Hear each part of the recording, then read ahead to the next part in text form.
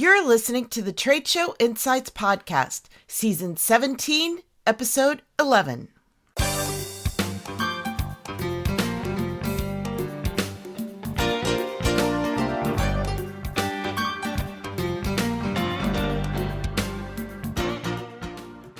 I'm your host and exhibit marketing strategist, Marlis Arnold, bringing you tools to improve your exhibit results.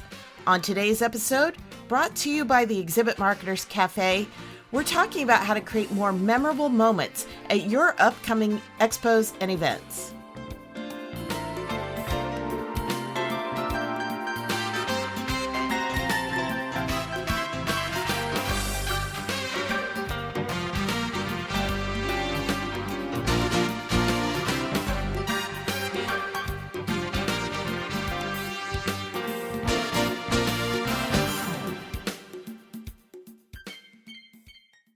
Well, I wanted to introduce today Phil Mershon, who's an idea generator who loves to combine products and ideas that help events become memorable and life-changing. As Director of Events for Social Media Examiner, he oversees the signature event, Social Media Marketing World, which is on my bucket list, by the way. I hope I get to attend one of these days.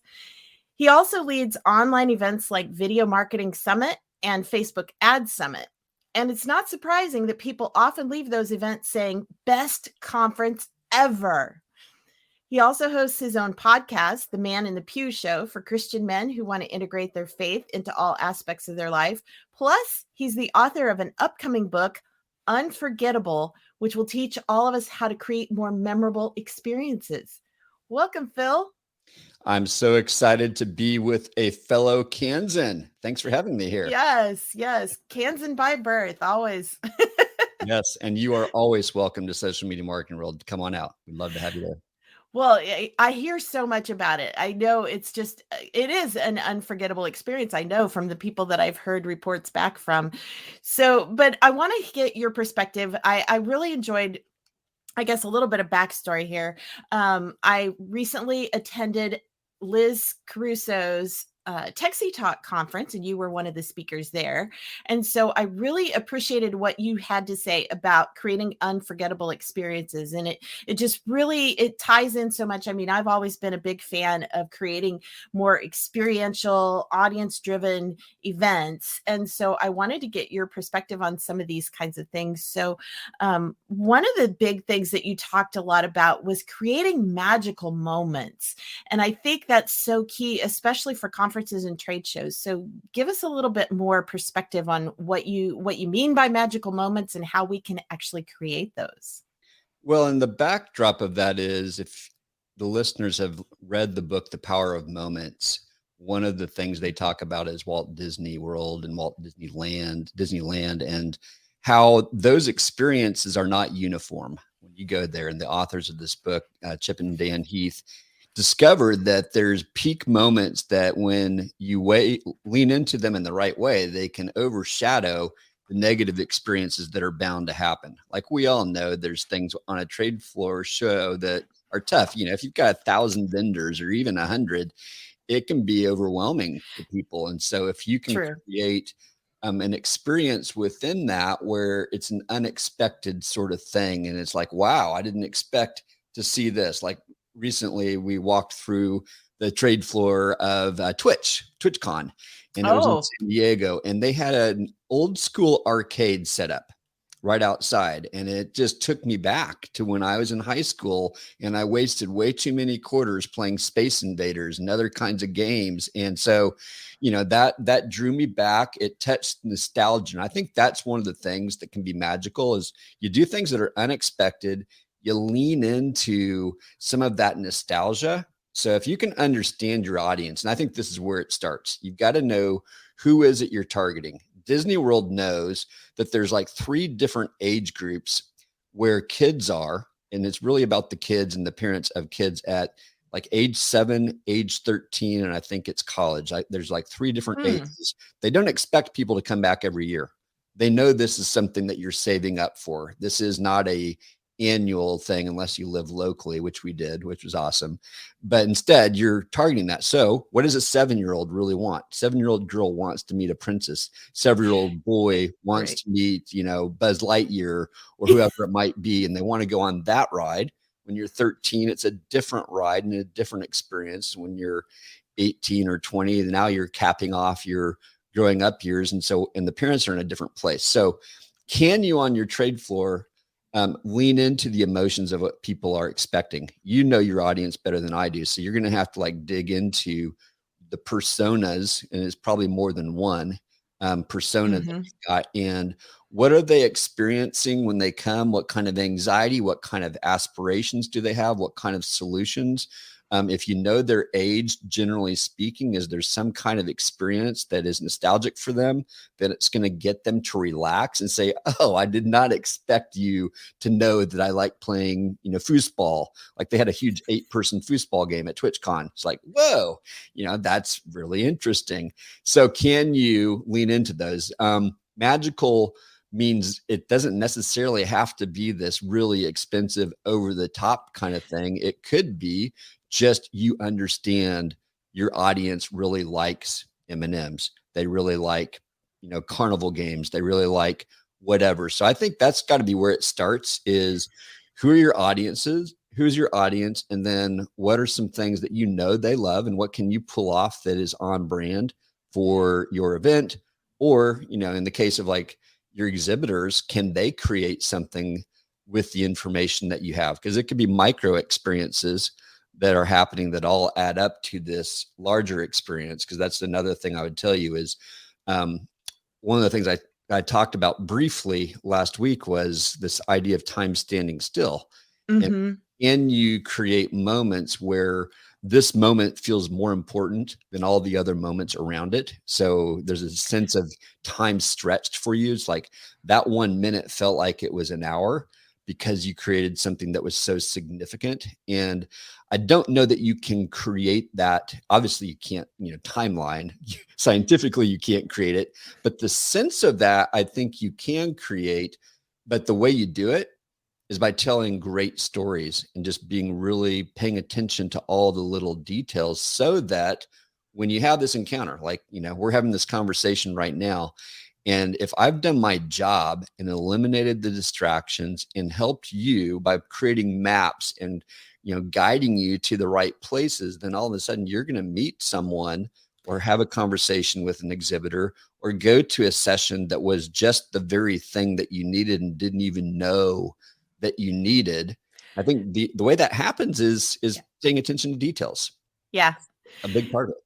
Well, and I love how you talked about creating that feeling of nostalgia and getting creating something where people feel like they're in the moment and that the phone is not a distraction. I mean, they are focused on what's happening. And it's really funny when you were talking about finding that nostalgia trigger, like the foosball game or whatever. I remember years ago, I was on the planning committee for our local MPI conference, and we did the whole theme of back to school. And so the hotel where we hosted it, I mean, they got so on board with this idea that for one of the days, our lunch was served school lunch style. I mean, they put all the tables in a big long row. The ladies, the workers at the hotels, they put the hairnets on and they served us on trays. So it was just like lunch. I mean, it was so fun. Everybody loved it, even though, not that school lunch necessarily brings back the best memories, Right. but it was that nostalgia moment that it was universal, that everybody could relate to it. And I think that that's something that's so, like you said, you don't have to spend buku bucks to be able to create that kind of a nostalgia magical moment. And you talked a little bit there about the stories and being able to craft a story. Let's go a little bit deeper into that about how can you tell a story with an event. Yeah, that's a really great question. Because there's your personal story that you're going to have that gets crafted while you're there. But I think the event tells a story. I mean, some of it's what you just said. It's the theme that you pick. It's the expectation that you're building around why is this event important right now. A great story follows an arc. We all know this intuitively. If we don't know it practically, we know that every story in Hollywood that's done well follows generally a theme where you've got a character who has a vision of somewhere that they want to get, and they start out all optimistic, and then there's some kind of roadblock that gets in their way, and there's a falling out, and they start to get emotionally depressed, and then they begin to make some progress, but then they crash again. And somewhere in that, a guide comes along, and that guide helps them get to the journey and gives them the tools that they need. And ultimately they reach this new level of success, and the story ends on a high in most cases. It's called a horror movie if it doesn't. Or a tragedy. Yeah, those are different genres. So I think within an event, you have to be paying attention to that storyline. Your hero is the person coming in, your attendee who's coming into the experience, and they may be totally lost when they get there. And so you've got to be ready to even just help them feel comfortable stepping into the story, or they might leave. So that might be part of what it means to tell a story. So I think part of it is like knowing what's the typical arc of your customer journey. And again, back to your avatars, if you've got someone who is a longtime attendee of your event, that is a different journey than someone who's coming for the very first time. And True. You know your events better than I do, but if it's an annual, that's got to be considered. I went to one event where everybody was used to going year after year after year, and I was a newcomer, and I felt very overwhelmed, and no one paid attention, and it was a bad experience at first. It ended up being great, but at first it was awful. And so paying attention to how are they starting and what are their aspirations? What is that mountain that they're trying to climb? What is the knowledge that they're trying to gain? What's the community that they're trying to enter? Are they coming alone, or have they come with a group of friends? Are they on this journey together, or do they feel totally isolated and you need to help them? So that helps you tell the story is, okay, I want to help, let's call her Sally. I'm going to help Sally, our metaphorical person who's kind of coming through this journey. And so she comes in, I'm helping her step in. Okay. She stepped in and she's like, okay, I can do this. I can do this. I can do this. I can do this. I think I can. And she's getting in there. And then what's that first thing that's going to get in her way? What is it that's going to stop her? That's going to make her feel, oh man, I'm not so sure anymore. Maybe it's still feeling isolated. Maybe it's feeling something else. Maybe it's like this knowledge is too extreme for me, or I went to the wrong session. It's like way over my head, way under me. I didn't find the right thing, or I went to the trade floor and oh my gosh, there are literally 1,000 vendors here. I don't even know where to start. So can you help her? Can you help her at that point overcome the resistance that might cause her to step out of the story, or just to kind of get deflated? What are the resources? So this is the telling of the story. The way I'm thinking about it is, how am I going to help her at each step of the way, keep entering into the story, going to the next chapter, turning that page, saying, I want to get what's more in this story. What resources are there? How do you become her expert? How do you become the person that's going to walk beside her on that step of her journey? So I think that's one aspect of telling the story. And that probably another one is helping her shape the story that she's going to tell when she goes home. So I think this is the place where we don't spend enough time is, what are people going to talk about when they go home?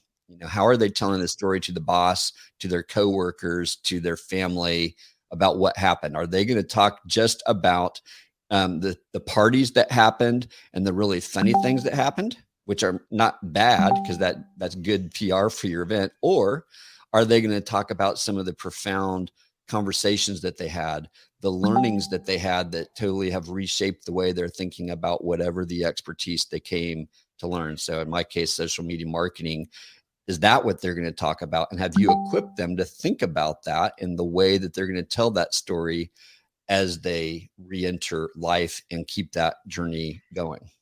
That's a really good point, because I think a lot of times we do focus a lot on the arrival part and, the first experience and the first impressions, but we kind of forget that it is about what goes on afterwards. And like you said, especially in a trade show for trade show relevance, they're having to go back and yes, justify to their boss why they spent all this money to go to the show, whether it be an exhibitor or whether it be an attendee. They've got that motivation that they need to really show that it was worthwhile. Couple different things that I could think of that when you were talking about that whole, making that first time attendee, somebody, especially if they arrive by themselves, feel more comfortable. A couple of things is, I've been to a lot of events where they've had some kind of a first timer orientation, Mm-hmm. and that can help. And that really helps you bond too, because you're bonding with all these other people that are just like you. They're coming in and they have no clue. And then the other thing is exhibitor show. Well, now Exhibitor Live, they always have one of my favorite things is called Dinner with Strangers. And it's just, you sign up. So like if you came by yourself, or even if you didn't, you can sign up for, they have, I don't know, maybe 7 or 8 different restaurants there around the area in Vegas. And so you sign up and which restaurant you want to go to, and you go to dinner with 8 or 10 different people that you probably don't know. And again, I've had some really great friendships come out of that. Just simple, just having somebody to eat dinner with, and you've got this ability to have this wonderful networking experience it's not overly engineered. And I think that's another thing you talked about was how can we create the opening or the opportunity for serendipity, because we all say that's what's really the most important about events is those moments of serendipity, but there are ways that you can kind of lean into that. So do you have some other suggestions for how to build towards creating serendipity moments?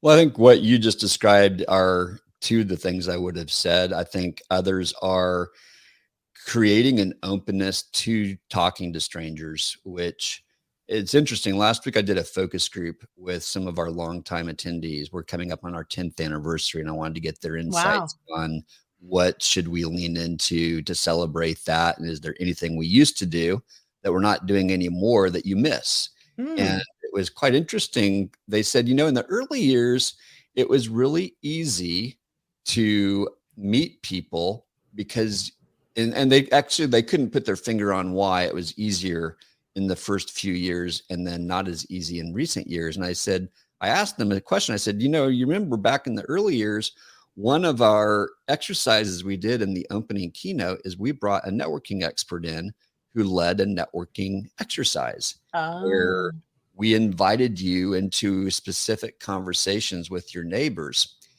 We did that for about 3 years, and then we stopped when we changed venues, and didn't think it was that important anymore or whatever. I don't know. It just slipped off our radar. And they said, you know what? That was it, because that set the tone that we should talk to our neighbors, that wherever we are, the people surrounding us are incredible people. And it's okay just to open your mouth and say, hi, I'm Phil. Who are you? And all of a sudden you start hearing stories of, I didn't know I was sitting next to someone who does exactly what I do. I mean, I've heard these stories over and over, and you probably have too, where people come up to you with the serendipitous thing happened. So I think one of them is that the culture that you create is set by your staff. It's set by the way that you create space. When you talked about the lunchroom, that's going to create a certain kind of space. And it's also going to remind us of all the awkwardness of middle school when no one wanted, who do I sit with? I don't know where to go. So the space that you create is going to either encourage people to look around and be open to conversation, or it's like, danger, am I going to back away from this? So I think space matters. I think the way that you welcome people, the way that you set the tone of expectation that, hey, this is valuable to talk to strangers, having things like what you said of easy places to go to meet people where it's, some of the barriers been dropped. There's obviously, you've got to overcome a little bit of inertia no matter what, even if it's just opening your mouth and saying hi, right? Or like showing up at a dinner, showing up at an orientation, showing up at a networking event. But I think the culture matters a ton. Apps can be super helpful.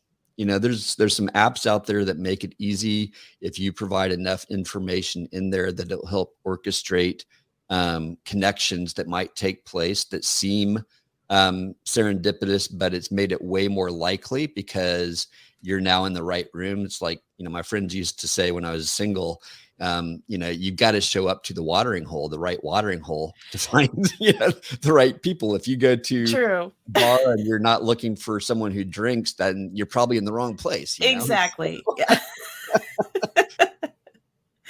Yeah, well, and that's the good thing about events is it's already somewhat curated because of the what the event is or who's hosting it. So that everybody there has some kind of similar interest. But I love how you talked about doing the actual networking exercise in your opening keynote, because that sets the tone. Not only do they have the opportunity to meet the people next to them in the keynote, but that kind of put that idea in their mind, so they continue to practice that, and that conversation is going to continue while they're on the show floor, while they're networking at the reception, whatever. They've got that shared experience, and they can come back around to whatever those questions, those icebreaker questions were that they had during that opening keynote. They can continue to open conversations that way throughout the whole event. So that makes a lot of sense. I want to talk a little bit, and I know this is a huge topic, but one of the other things that you talked about in your session last week was, how can we overcome exhaustion and distraction? And I know at trade shows, it's, especially if you're an ADD kind of person, it's like trade shows are like way overstimulating. So how do we craft events that can help to keep that to a minimum, where people don't feel just absolutely overwhelmed and more engaged on an ongoing basis? So there's different kinds of exhaustion, right? So there's mental exhaustion, like you're just worn out from all the things that you've been learning. There might be relational exhaustion, particularly for your introverts who just kind of reach their capacity. There could be physical exhaustion, that your body just can't keep going on without some kind of change of pace. Could be, I need to get horizontal and have 20 minutes. Could mean I just need to get up and move. It could mean I need nutrition. I need more hydration. So I think it's defining, what do we mean? And the other kind of exhaustion is like you implied, the overwhelm. So, so let's look at each one of those real quickly. The overwhelm, I think, can be handled through better communication, and so if you've got a lot of things going on, you still have to make it simple. The best websites make it really easy for you to say, do I want A or B, or A, B, or C? More than 3 choices and it becomes overwhelming. Great video games know the same thing. If you give someone 7 choices, they likely won't choose any. Yeah, shut down. You got to make it simple at each stage. So you got to look through your event from that perspective. So I think clear communication and communicating where people tend to consume, like thinking through it strategically and getting the right people thinking about that, can help with that information exhaustion. We'll call it that. I've never called it that before, but I think that's a good one. I think the physical exhaustion, some things that you can do are things like creating a quiet place where people can go and just literally kick up their feet. Might be sleeping. It might just mean they just need to put on some chill music, or you've got chill music and there's no expectation of doing anything. Maybe you've got some, fruit infused water in there. Whatever. I think it's paying attention to that physical need. It could be, you've got some, nutrition, which we all have that, like we all have coffee and we all have food around that's available. Those are things that we do, but are you providing the right kinds of food? I was just going to say that. Yeah, there's a difference between just having snacks and having something that's actually going to help re-energize people. Yeah. Like the meatloaf and potatoes and apple pie for lunch is likely going to make them comatose. So we've got to think about, is this actually going to energize, or is it going to exhaust them? And are we okay with that? And are they okay with that? So thinking through those kinds of things, I think movement can be a really helpful thing. Like, it's something we don't think about. I was with my PT this morning because I'm recovering from a shoulder injury. And he was telling me, you can't just do your exercises for 30 minutes in the morning.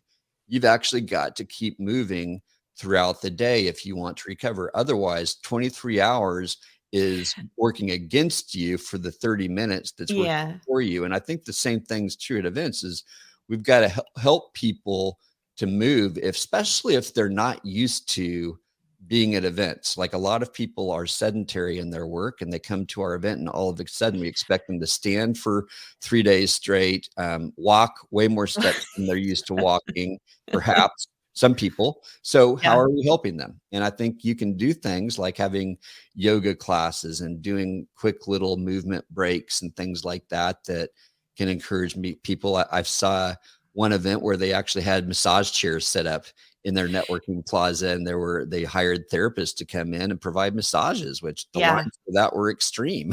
Yeah. Great sponsorship opportunity, by the And it way. was sponsored, 100% sponsored. And that sponsor, I think, was probably really happy. Yeah, exactly. The mental exhaustion, this is a really interesting tip. A guy named Chris Penn, who may be known by some of your audience, he's a data scientist, but he speaks at lots of events because he understands data, and many of us rely on that data that he collects and analyzes. But he was saying we need, after we've been learning for a while, our brains need a change of pace.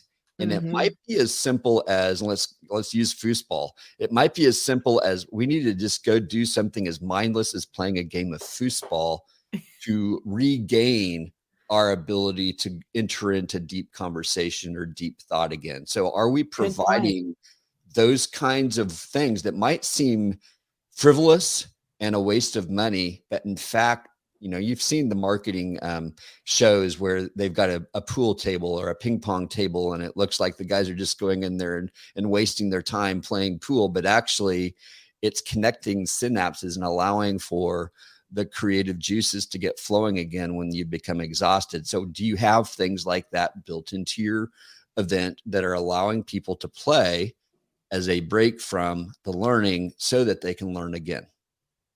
I love that idea. Yeah, I think that it's so true. Just mixing things up. And, I know so many shows, they'll have like an 8 or 10-hour day on the show floor. And it's like, that's exhausting for everybody, the exhibitors, the attendees, everybody. But to be able to change things up and do different things throughout the day gives everybody a chance to feel refreshed. And like you said, they're not gonna just be exhausted after 3 or 4 hours and then just shut down for the rest of the day. So, Phil, we could go on for hours. I know you've got so many great ideas. Tell us, when is your book expected to be out? I know it's coming up sometime next year. Yeah, late summer, August, September. I think the official date September 5th, but I'm sure at some point next year, Amazon and Barnes and Nobles will start taking pre-orders, and it probably will ship earlier than that.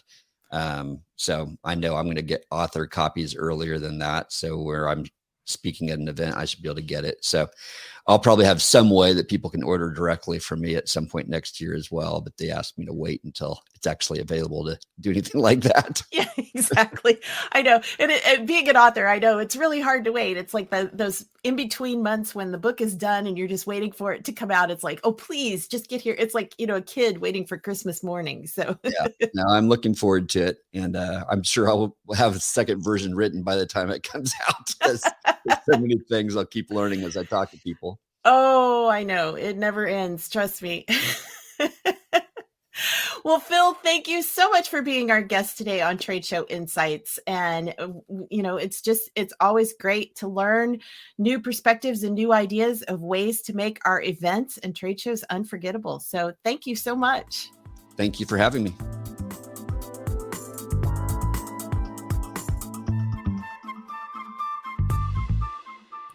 If you enjoyed today's episode and would like more, you can subscribe to the podcast and automatically receive future episodes on your chosen device.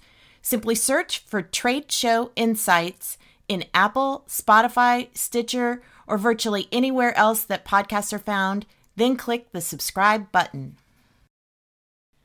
Trade Show Insights is protected by the Creative Commons copyright license. You may feel free to share this recording with colleagues or embed it on your own blog, as long as it's shared in its entirety and is not used for commercial purposes.